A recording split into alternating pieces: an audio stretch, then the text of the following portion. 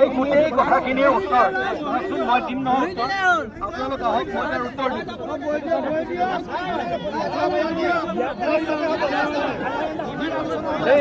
আহক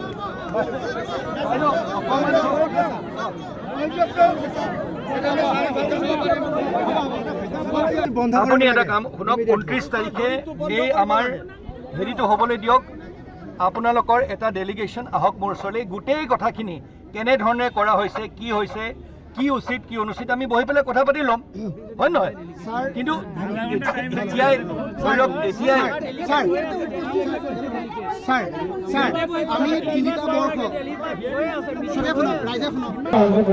ইয়াৰ চাৰিকোৰ অফিচত আমাৰ প্ৰথম কাৰ্যসূচী হৈছে আমি ইয়াৰ আগতে আছোঁ পুলিচ প্ৰশাসন আছে আপোনাৰ পৰিয়ালৰ তোমাৰ চেকন আইচি ঋতুপৰ্ণা ডাঙৰীয়া আছে ফুৰিব তেওঁলোকক আমি গেটখনৰ বাহিৰত 1.5 ঘণ্টা আন্দোলন কৰিছোঁ আমি এটাই বিচাৰিছিলোঁ যে বিষয়াজন আহক আমি যে এই জৰীপটো হৈ আছে কিয় হৈ আছে কথাটো আলোচনা কৰিলে গোটেই ৰাইজ আহিছে তাৰপিছত তেওঁ নাহিলে নহাৰ পিছত ৰাইজে গৈ পেলাই তলা মাৰিলে তলা মৰাৰ পিছত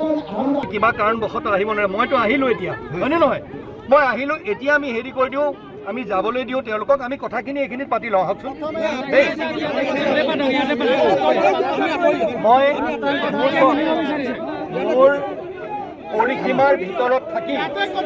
আয়ুক্তজনৰ পৰিসীমাৰ আপোনালোক সকলোৱে জানে শ্ৰদ্ধেয় ৰাইজ আপোনালোক সকলোৱে জানে যে এই গোটেই কথাখিনি আজি ইয়াতে এজন আয়ুক্তই তাৰ সমাধান দিব নোৱাৰে কিন্তু এইখিনি মই আশ্বাস দিছোঁ যে মোৰ পৰিসীমাৰ ভিতৰত থাকি যিখিনি আপোনালোকৰ দাবী সেইখিনি উচিত মহললৈ মই প্ৰেৰণ কৰি মই লৈ যাম বাকীখিনি কথা ওপৰ মহলত আপোনালোকেও যাব সেই কথাখিনি আমি পাতিম এই মাত্ৰ খালি মই অনুৰোধ জনাইছোঁ আহক মিছাকৈ আমি যিখিনি হওক নহয় ডাঙৰীয়া শুনক এতিয়া মোৰ চাওক এই অনুৰোধটো ডাঙৰীয়া চাওক এই অনুৰোধটো আপোনালোকে মানক এতিয়া আমি চাওক আয়ুক্তজন মই আহিলোঁ আপোনালোকৰ ওচৰলৈ আহি পেলাই গোটেই কথাখিনি মই আশ্বাস দিছোঁ যে মই আপোনাৰ কথা মানি ল'ম কিন্তু এটা কথা আপুনি কলিয়াবৰৰ এই সমজিলা আয়ুক্তগৰাকী অতি শীঘ্ৰে বদলি কৰিব লাগিব আমাৰ দাবী আমি গোটেই কথা তথ্য আপোনালোকৰ ওচৰলৈ জনাম আৰু এওঁলোক দুজনক অতি শীঘ্ৰে বদলি কৰিব লাগিব এয়া আমাৰ দাবী আৰু স্যাৰ আৰু এটা কথা কলিয়াবৰ প্ৰশাসনে দেখিছে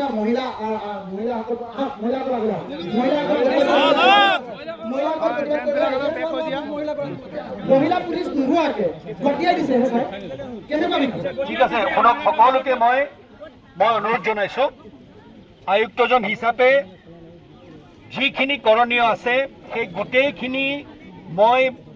মোৰ সীমাৰ ভিতৰত থাকি মই গোটেইখিনি কৰিম বুলি মই আপোনালোকক আশ্বাস দিছোঁ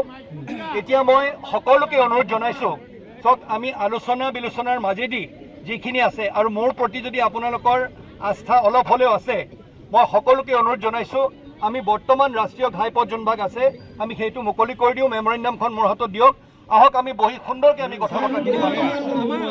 আমাৰ প্ৰধান হেৰিটো হৈছে দাবীটো হৈছে যে যিটো এতিয়া আমি পৌৰনাম দাবী সমিতি আৰু অসম জাতীয়তাবাদী যুৱ সংঘৰ কলিয়াবৰ কেন্দ্ৰীয় ছাত্ৰ সন্থা কলিয়াবৰবাসী ৰাইজে আমি 3 বছৰ ধৰি আমাৰ মূল লক্ষ্যটো আৰু দাবীটো হৈছে যে কলিয়াবৰ তিনিআলিৰ পৰা হাটবৰ পৰিতৰ লৈ দখলাবন্ধাৰ মাজেদি যাব লাগে কিয় দখলাবন্ধাৰ মাজেদি যাব লাগে সেইটো আপোনালোকক এতিয়া বিতংভাৱে নকওঁ সকলো কথা আমি কৈছোঁ ইতিমধ্যে আমি নীতিন গাডকাৰীদেৱক দুবাৰকৈ লগ ধৰিছোঁ মাননীয় বিধায়ক মহোদয় আইনী ব্যৱস্থা হৈছে আইনৰ দ্বাৰা এলাইনমেণ্টটো কেঞ্চেল কৰি থোৱা আছে তাৰপিছতো কিয় ছাৰ্ভে কৰা হ'ল এই কথাটো আমাক লাগিব মই গোটেইখিনি কথা সুন্দৰকৈ মই বুজাই দিম আপোনালোকক আমি একেলগে বহি বুজাব নালাগে আমি এইটোৱে ক'ব বিচাৰিছোঁ ছাৰ্ভেটো আমি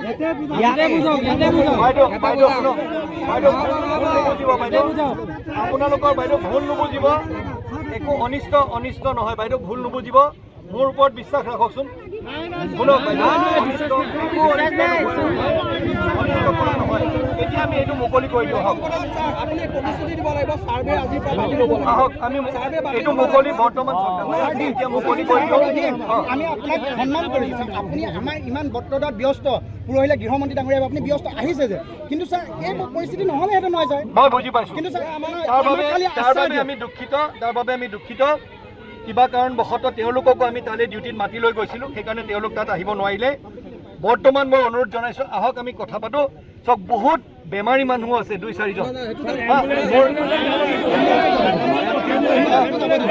আহিবনে এতিয়া আমি শুনক এইখিনি কথা পাতোঁ হ'ব ধন্যবাদ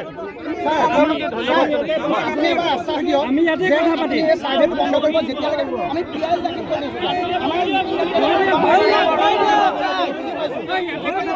দাখিল